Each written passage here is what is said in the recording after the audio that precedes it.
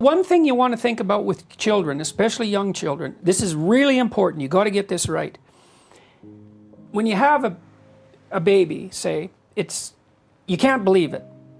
And you can't believe that you're going to be able to figure out what to do with this thing. It's the most complicated thing you've ever had, and no one has helped you figure out how to do it. So you're stuck.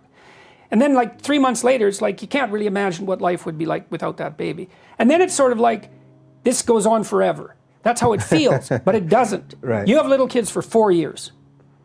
And if you miss it, it's done. That's it.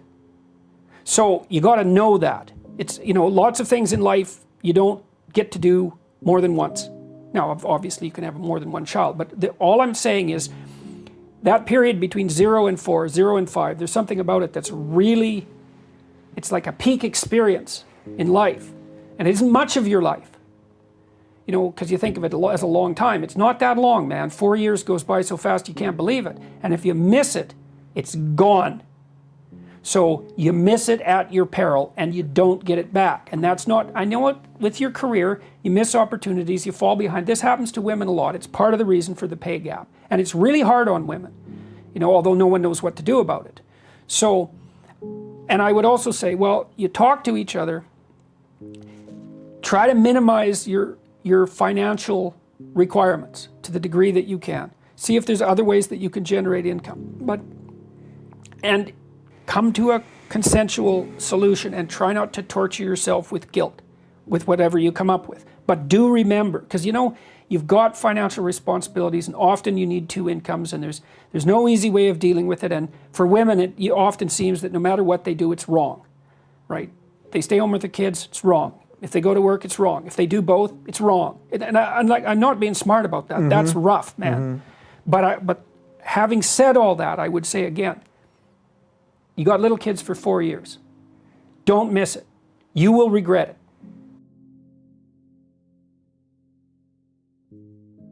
First of all, I think that like human beings are social eaters. And it's a species characteristic. That's really weird. Social eating is really weird. Animals don't share food. Like mother birds will feed their chicks, you know. Right. But animals as a rule don't share food. Like if you're in a wolf pack and you bring down a moose, it's like the most dominant wolves eat their fill and then, you know, the less dominant wolves get to go in there and pick up the scraps. Human beings aren't like that. Like we have this, people who are alone don't eat well, generally speaking. They're not even hungry. We have this unbelievably deep need to eat communally. And it's a huge part of socialization because, well, you got to think that the regulation of eating is, in some sense, the only thing that could compare with that would be the regulation of anger and the regulation of sex. It's fundamental to culture. Yeah. Sit like a civilized human being, share the food properly, be good company, pay attention, learn to converse, be grateful for what you have to eat. Those are basic, they're not even rules, they're deeper than rules, they're patterns of behavior. And you need that. So not having that shared meal, that's a real catastrophe. I think 1/3 of British families now don't even have a dining room table. Huh. It's really not good. Hey, mom does everything for me. It's like, oh really? You know, that's not so good because that means you can't do anything for yourself. You know, and so there's a rule for working with old people in old age homes, and the rule is don't do anything for the residents that they can do themselves. You think, well, that's pretty harsh. It's like, no, it isn't. You're helping them retain their independence and their strength, right? Yeah. So you're not stealing their strength. And it's the same with little kids. Like little kids should be doing whatever they can that's productive and useful as young as they can. Like if you have a 2-year-old who's just toddling around, you know, you can get that 2-year-old to set the table. We used to have our kids do that. It's really funny to watch because the table's like a foot and a half above their heads, you know. Right. So, you know, you give the 2-year-old a knife, not a sharp one, obviously. That's a different psychological game. You can save that for next time, Peterson. Yeah, exactly. You know, and you say, okay, go put this on the table. No, they can't exactly put it beside the plate because they can't see the damn plate. Right. But the kids are actually, if you're careful with them and you adjust your expectations to their level of developing expertise, that's called the zone of proximal development, by the way, they're more than happy to comply because it helps them develop and move forward, and they have a really powerful instinct for that. You know, and with kids, it's also interesting if you watch them very carefully, you can see when they're ready for the next task, you know. And then also the kids, you know, people talk a lot about self-esteem, which is it's very badly conceptualized self-esteem, because it's come to mean you should feel good about yourself, which I don't believe. I think you should feel good about who you could be if you got your act together. And you shouldn't be feeling so good about who you are now in your sorry state. It's like, what the hell, man? You're 17. Don't be feeling too good about yourself. Get your act together and see what you could be and feel good about your trajectory. Yeah. That's way different, but also your competence. And so, like, even with little kids, is they know they're being taken care of. They have an existential debt to their parents. It's like if you allow them to be useful and encourage them to do things, then they get to pay off that existential debt. And then they can see that they're contributing members of even this small society. And it's no lie. It's like, hey, you know, when my son was born, my daughter was about a year and a half old. And you can get pretty intense sibling rivalry with kids aren't separated by 3 years. Doesn't mean you should separate them by 3 years, but because the older kid is still pretty dependent. So you got to watch that. So the first thing we did was we talked to her about the new baby that was coming, and we told her that that was going to be her baby, you know, as well as our baby. That's your baby. And then we taught her to get a hug, and we had her act that out. It's like, okay, when the new baby comes, there's going to be times when your mom is preoccupied. You got to say it in a way a 3-year-old or 1.5-year-old, something like that, was 1.5, can understand, and that means acting it out and playing, right, like pretend play. But the message was, there'll be times when you're going to feel lonesome, and you have to come and get a hug. Well, so then we'd have her practice. It's like, let's play a game. Pretend you're lonesome. It's like, okay, now come and get a hug. Well, and so, okay, so fine. Then we had our son, and we helped Michaela, my daughter, figure out how to take care of him. And, you know, a 1.5-year-old can actually take care of a baby. They can watch the baby, and if the baby cries, they can come and tug on you, you know, and say the baby needs, you know, whatever the baby needs. And so then, well, then the older child also gets a set of privileges because of that. It's like, well, you're older, you don't get to be an infant anymore. That kind of sucks because mom's with you all the time. It's like, what do you get in exchange? You get some more freedom, you get some more status, you get some more power. It's like, it's a good trade-off. That's why you want to grow. That's why you want to become an adult. You don't want to steal that from people. You steal that's the witch in Hansel and Gretel who fattens up the kids and eats them. It's like, come here to my lair, little one. You know, it's gingerbread and candy. Yeah. You won't have to do anything. I'll take care of you. It's like, yeah, run away from that person.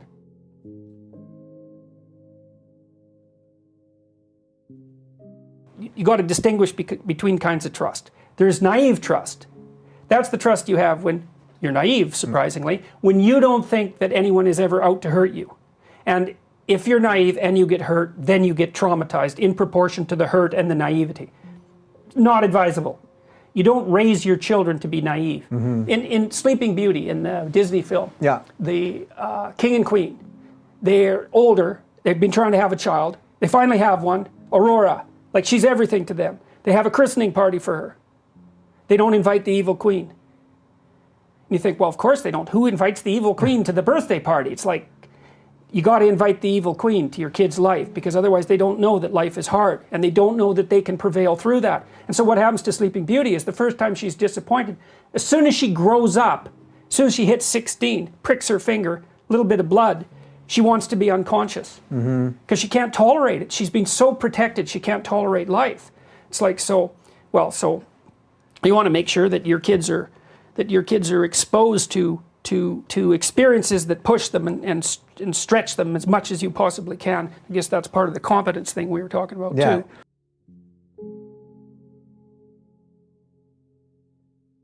One of the things that modern parents don't understand, and I think this is because of the exceptionally permissive ethos of the 1960s, when we developed this idea that everything that society does to children is bad. And so don't damage your children, like by putting restrictions on them. It's like, that's so wrong that it's almost impossible. It's why people shy away from kids, because they don't understand that you don't have to put up with any unnecessary, unpleasant nonsense from children. It's not necessary. It's interesting. So you could almost argue that the 60s led to exactly what you're talking about. These kids who then were taught to be afraid of everything, they become a mess. They're the parents of now, and that's probably in part why they're having less children, or at least talking about family and children in a different way. Well, and there's also less trust in the structure of the family because the divorce rate has proliferated, and it's hard. Like, there's a woman in our department, in the psychology department. She showed that if you interfere with the maternal relationship between rats and their pups, because rat children are called pups, that you can see the detrimental effects of that disruption 3 generations later. Wow. Right, yeah, so you disrupt those early bonds, you disrupt the familial structure, that echoes. It's like an oral tradition in some sense, because being a good mother is not just something that you're taught, it's something that you kind of have in your bones if you were mothered properly. Like, my father was an excellent father, especially when I was a little kid. He really spent a lot of time with me. And I used to love it when he came home. And like, I have a natural affinity for little kids. And I do believe it's in large part, that's why. It's because I just know how to react with them. And I do believe it's because of the way that I was treated when I was a little kid. You disrupt that. It's like, and lots of people don't trust themselves as parents, because they were hurt, or they didn't have good role models, or they don't trust the familial structure. And so, that all makes people afraid. I don't think it's the content of the electronics that's the problem. I think it's the fact of the electronics. And I think the danger to kids is they don't engage in pretend play, rough and tumble and pretend play. So even when I had kids, which is quite a while ago now, the electronic media wasn't so, we didn't have cell phones. So, but I'd often take my kids to other couples who had kids, and they'd put all the kids in front of the TV and have them watch a movie. It's like, fair enough, it was a Disney movie, maybe it was a good movie. There's nothing wrong with the movie.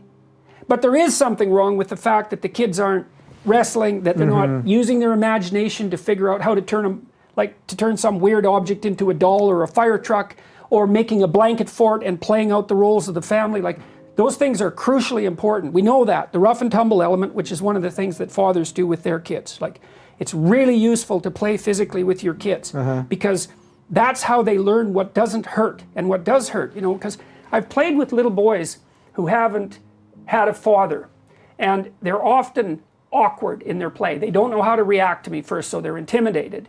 And so one of the things you do with a father is, like, you stretch your kid out, and you tap them and poke them so that they know what play is, and they know what hurts and what doesn't, and you let them hit and wrestle with you so they can figure out that they shouldn't put their thumb in your eye. And it's kind of how they learn to dance too, and to get coordinated. And so fathers really like to play with their children, and mothers are often somewhat apprehensive about that, because the guys generally will play rougher with the kids than the women will. That's a generalization for all of you who think I'm being sexist, but the behavioral data is pretty clear. Yeah. But it puts the kid in their body and gives them a kind of confidence.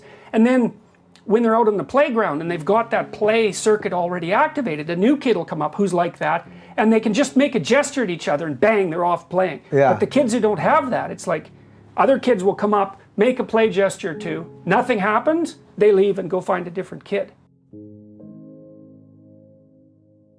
Do you think that there's a right number of children to have, as you're saying that? That popped in my head. I come from 3. I don't I'm think the one oldest. is a good number. And the reason for that, now, if you have one child, it's like, I'm not saying, well, that's terrible, man, like, what the hell's wrong with you? Right. That's hard to have one child. Because children, first of all, socialize each other, and they amuse each other. And so we had 2 kids, and then my wife also took care of a couple of neighbor kids. That actually, in some ways, made things easier, because the kids will just run off and amuse themselves, and then what you have to be is around when they have a problem.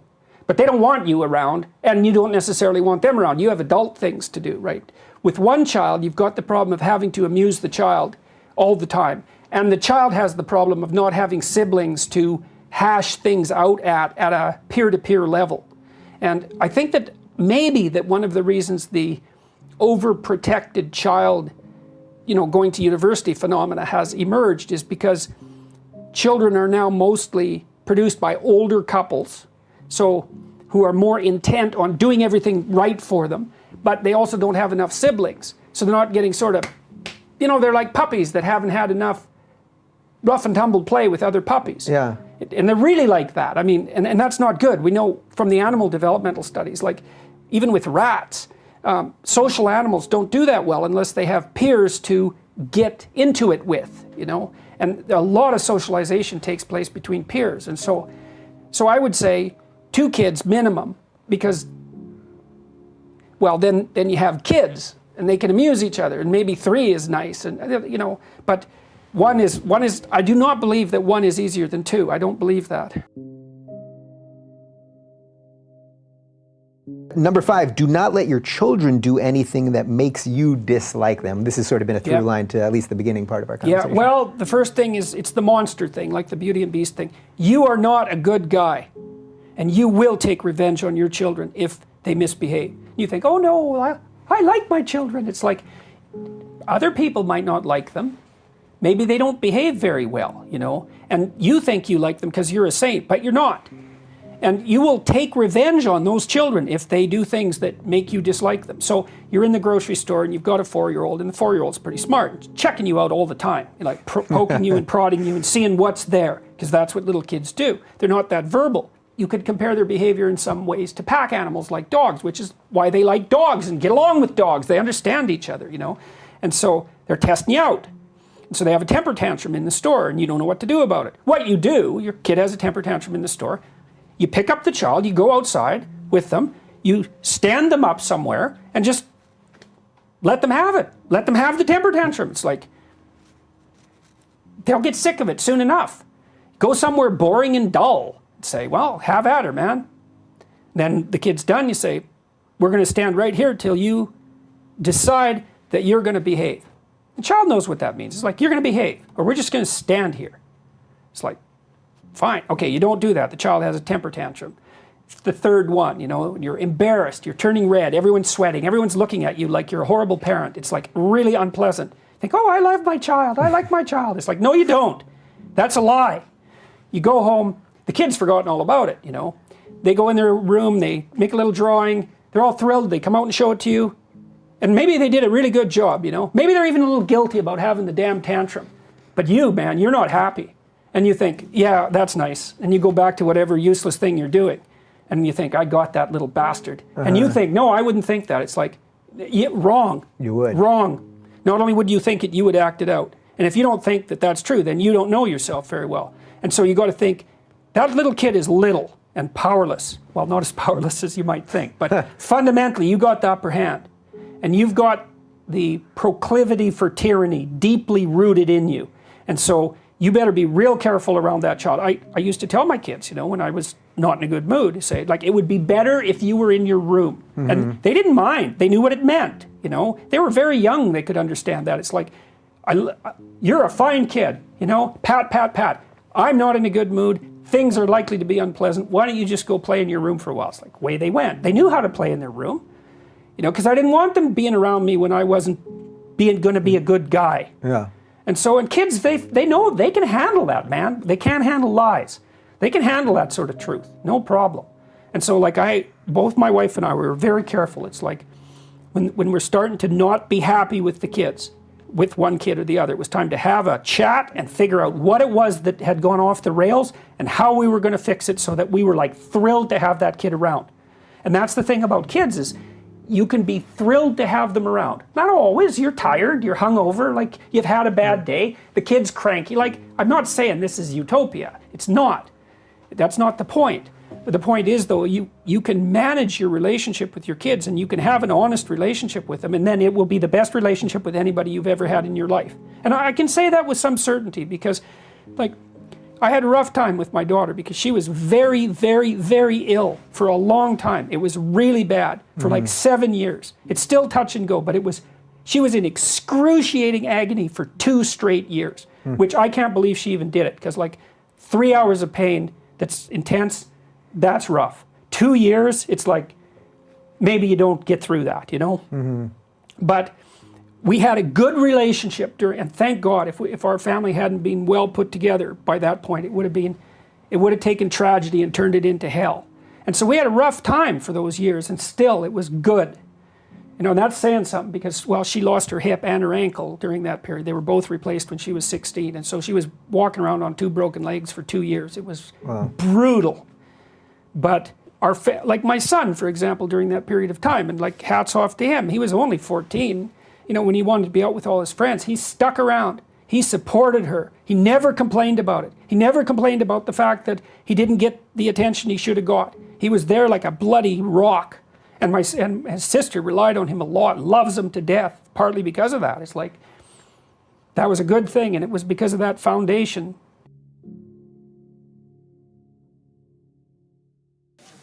You have a post on Quora in which you encourage all children to incur skateboarding injuries.